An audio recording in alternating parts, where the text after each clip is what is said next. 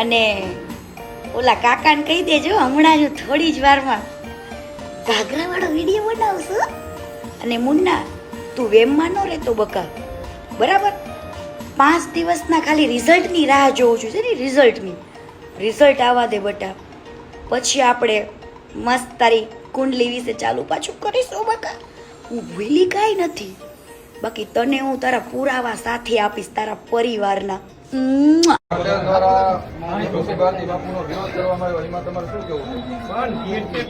મારી સોળે કહેવાય એનો બાપ હું જીવરાજભાઈ ધમાભાઈ, એને ગોચીને પતાળમાંથી કાઢું મારો. અને લક્ષ્મણજીએ જેમ સુરપંખાનું નાક કાપ્યું હતું એમ એને હું ગોતું છું હવે, અને એનું નાક ન કાપું ત્યાં હોજા જીવરાજ એનો બાપો સપયા નહીં. હાલે લે ઈ કેવું કાકા, તમે પેલા મને દીકરી કહો છો, તમને તો મારો બાપ કહો છો, અને પછી મને પાતળમાં ગોતવાની વાત કરીને લક્ષ્મણજીએ જેમ સુરપંખાનું નાક કાપ્યું તો એમ તમારે નાક કાપવાની વાત કરો છો. તો તમારા કાકા મને પાતળમાં ગોતવાની જરૂર નથી હો. તમારો એક પગ કબરમાંથી બારો કાઢો એટલે હું તમારા સામે જ ઊભી હશું. અને તમે તો રાવણને પણ સારો કેવડાવ્યો કે એને સીતાજીનું અપહરણ કર્યું હતું, પણ સીતાજી ઉપર ખરાબ નજર નહોતી કરી હો કાકા. એટલે તમારી ઓળખાણ લક્ષ્મણજી સાથે ના જોડો કાકા હો. ભાઈ ભાઈ તમને કહું, એને ગમે હું જોતો સુરત છે અમારા 2 ભાઈઓને રહે, પણ મારી બેટા ચાવું મારી નીરી રહી છે, નકર એને જાણીને પૂછ દેવાની. કાકા આ તમારી જાતિ જિંદગી એ હાસુ બોલો કે હું ગયો તો સુરત પણ તાળું મારીને નીકળી ગઈ હતી. હાસુ બોલો.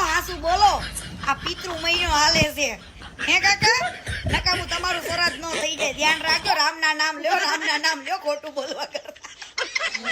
આગળ જો હજુ. અને અમારે ઈ સોણે પહેરતી છે, અને અમારે બાયું 16 હાથનો ઘાઘરો પહેરે, અને કાઠિયાવાડીમાં આવે 16 હાથના ઘાઘરા મેં કોઈ ટીવી ને તો ઈ મુજાય મરી જાય જડે નહીં. દીકરી કહીને કાગરામપુરે બોલો, દીકરી કહીને કાગરામપુરે બોલો. સૌ પ્રથમ કાકાએ જ્યારે શરૂઆત કરી ને ત્યારે એમને મને એવું કીધું કે કીર્તિ મારી દીકરી છે ને હું એનો બાપ છું, મૂછો મળરતા.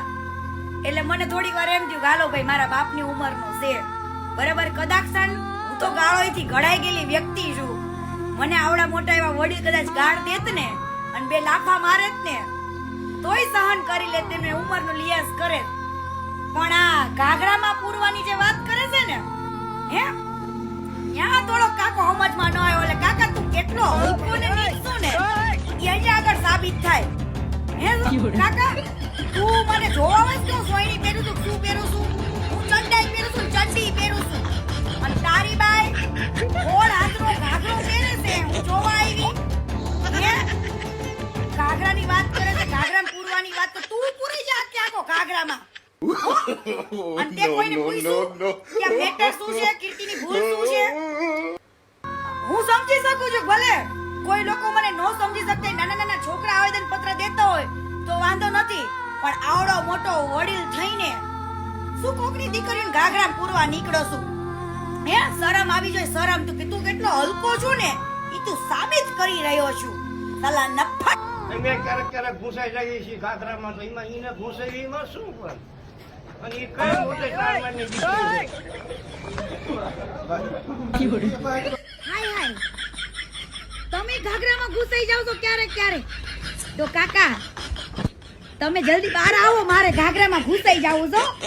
ઘાઘરામાં ઘૂસાઈ જાવું છે મારે. હાલ કાકા ખબર છે લોટો ને દાંતણ હે કાકા, આ લોટો દાંતણ ખબર છે ને? મારે ઘાઘરામાં પૂરાવું છે તારી બાયડીના 16 હાથના ઘાઘરામાં. મને પૂર હાલ, મને પૂર પૂરી દે ઘાઘરામાં, મને પૂરી દે કાકા, મને પૂરી દે. આ ખબર છે ને હું છે કાકા જો હે કાકા, લોટોય નથી રહેતો આતણમાં જો કાકા, બરાબર? શરમ આવી જોઈ રહ્યો છે આટલા મોટી ઉંમરનો વ્યક્તિ વગર કારણોસર કોક દીકરીને હેરાન કરી રહ્યો છે, ટોર્ચર કરી રહ્યો છે, અને હવે પત્ર દેવા જયો રહે છે ને આજુબાજુના ઓલા 500 રૂપિયા વાળા દાડિયા સૂટ પહેરીને દાંતડા કાઢે છે. ભાઈ જાણ્યા જોયા વગર આવેદન પત્ર દેવા જાવ છો ને એનો જવાબ હું બહુ જલ્દી આપીશ. અને હાચા હોય અને તમારી પાસે પુરાવો હોય ને તો તમે મને પોલીસ સ્ટેશનમાં બોલાવો, હું મારો જવાબ લઈને આવી જઈશ પોલીસ સ્ટેશનમાં. હો, તમારે આવેદન પત્ર દેવાની જરૂર ન પડે, ડાયરેક્ટ કેસ કરો, એફઆઈઆર કરો, એફઆઈઆર ડાયરેક્ટ હાલો. હાલી જ નીકળ્યા છો, સબૂત લાવો એટલે હું ડાયરેક્ટ આવું. હાલો પોલીસ સ્ટેશન, બાકી સમજ્યા.